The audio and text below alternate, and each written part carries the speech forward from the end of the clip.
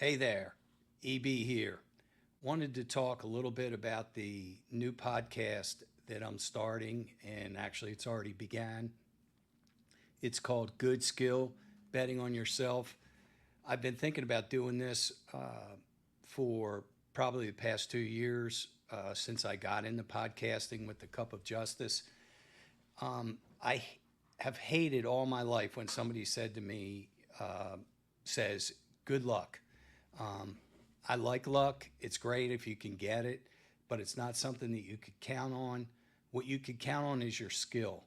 I'm a proactive type of person. I think a lot of people that I know that are friends of mine are proactive in their occupations and how they manage their lives and their affairs. And so I don't wait for luck. I go get it. I go get what I'm after. And I want to interview people that are the best in their industries, the best in their occupations, the best in their endeavors, the best in their athletic achievements. And some of the people that I interview, you may not like. Some of the people I'm interviewing, I actually don't like. But I think it's important to get the perspective from how they conduct themselves and how they keep their furnace lit and what drives them, what motivates them. Oftentimes, I think I learn more from people that I'm able to talk with and talk to that I disagree with to see the other point of view because it can refine my point of view.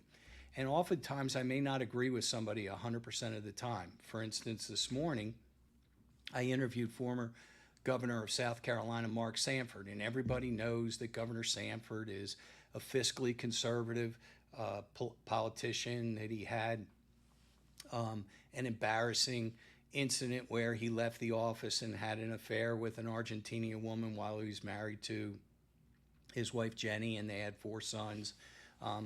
But there's some things about Governor Sanford that I do like. I do agree with a lot of his philosophy about living with a balanced budget. That's a constitutional requirement.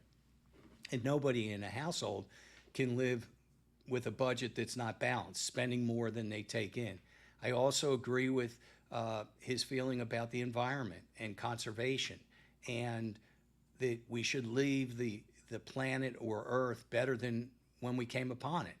I think that's a noble goal.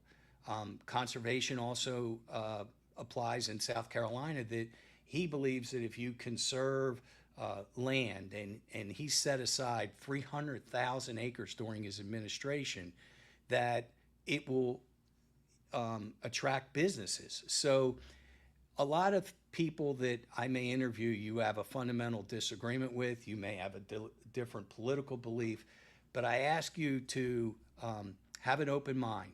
Listen to them, because you could pick up a little kernels of wisdom from them, or some of their cues that will help you in dealing with situations in your life if you're under stress, or you need to make a tough decision, or if you have a Hobbesian choice where one decision or one thing that you have to do is more difficult than the other, and they're both the lesser of two evils.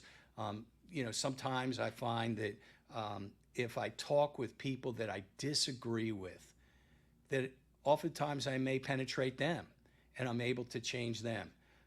So this podcast, I think you will enjoy. I'm going to interview, and I have interviewed so many different types of people who are in the health and wellness industry, politicians, law enforcement people.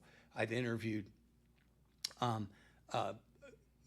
people who are in the documentary business. And I've interviewed friends that have unique stories. So it's going to be a cross representation of people. It's not going to be people that all the time you like. But again, listen to the content, listen to the substance. And I think there'll be something in it for everyone. And, all my life I've done things that have been a little bit controversial at times, where I make people mad. One of my favorite lines is, I like a little bit of tension and discord. So if the listeners are a little bit mad at me, that's okay.